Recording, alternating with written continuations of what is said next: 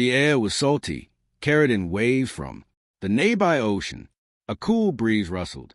The flags along the Navy bases parade, ground, and the sound of boots hitting pavement in perfect unison echoed in the crisp morning air.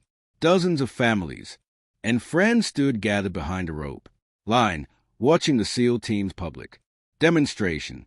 Lena pulled her jacket tighter around herself. Though the morning wasn't cold, she wasn't here for the spectacle. She wasn't here for the gunfire simulations, the explosive breaching, or the perfectly choreographed takedowns. She had no family in the Navy, no friends in uniform. She had come for one reason, to stand far enough back to be invisible, yet close enough to see something she had long kept at a distance. She had lived a life once surrounded by this world, a world of discipline, honor, and unspoken bonds forged under fire. But that was years ago. In another chapter, she had sealed shut, and yet something had pulled her here today, like a tide. She couldn't resist. She stayed at the farthest edge of the crowd, her dark hair tucked under a cap. When the first group of SEALs ran onto the demonstration field, the crowd erupted into cheers. Lena didn't cheer. Her eyes scanned the group, not for a face, but for something else. The men moved like one entity, their black fatigues and gear blending into each other.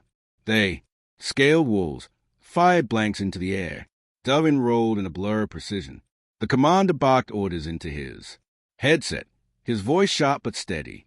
She recognized him, not by name, but by presence.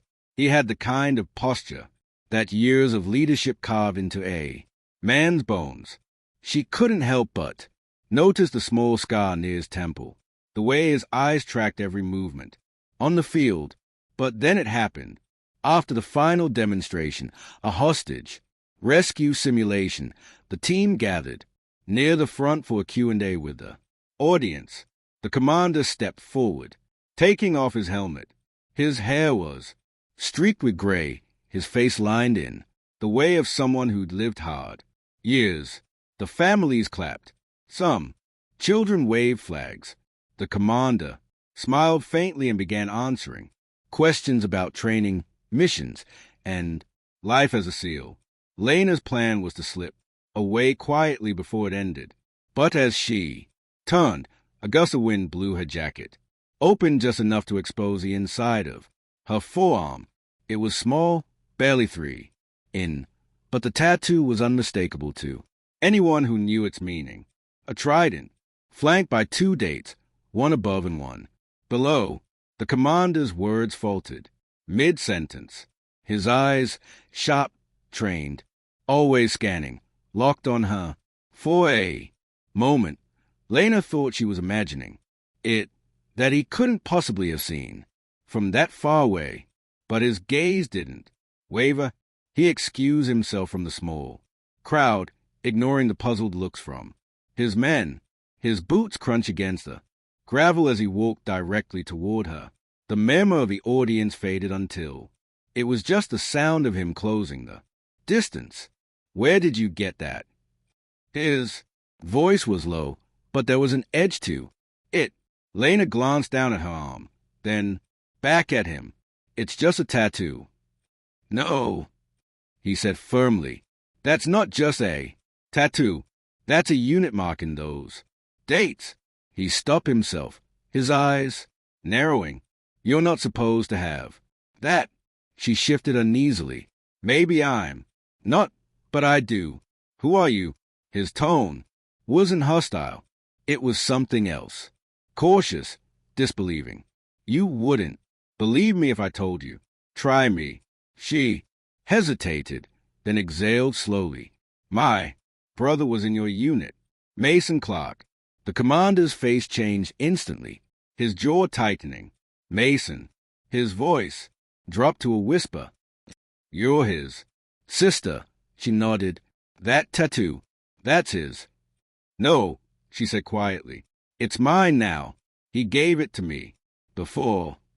Her voice broke slightly before. He didn't come home. The commander looked away for a moment, blinking hard.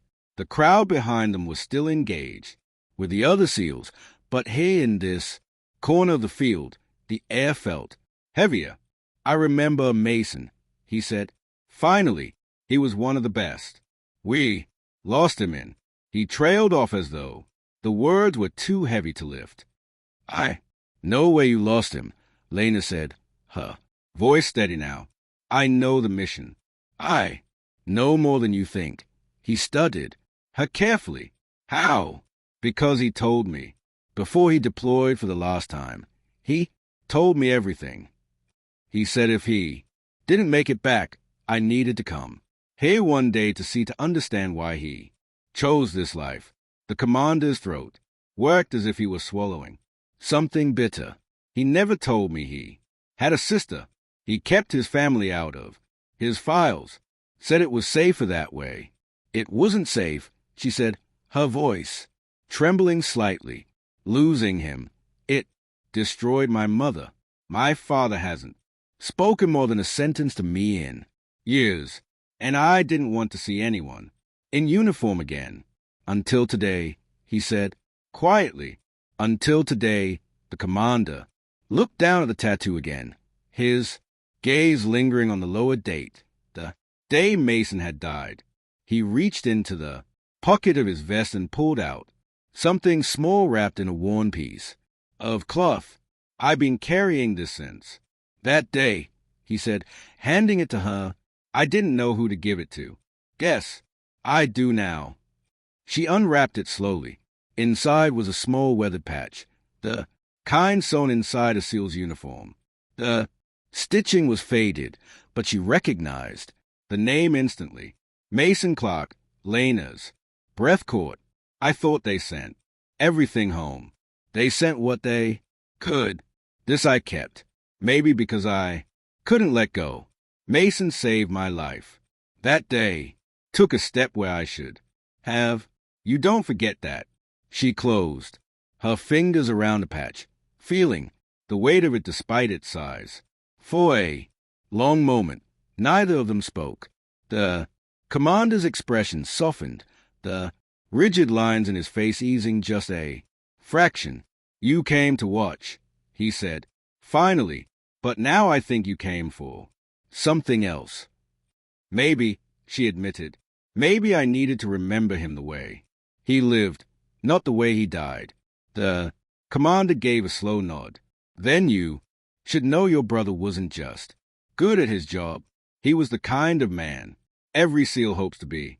Brave, loyal, unshakable. I've seen a lot of men break under pressure. He never did. Lena felt the sting in her eyes, but she didn't let the tears fall. Instead, she pulled her sleeve back down over the tattoo. Thank you, she said simply as he turned to go back to his men. He paused. Lena, if you ever want to know more about Mason, the things that aren't written in any report, you know where to find me. She nodded, clutching the patch tightly, and for the first time in years, she didn't feel like she was carrying his memory alone. If this video touched your heart, like, comment, or subscribe.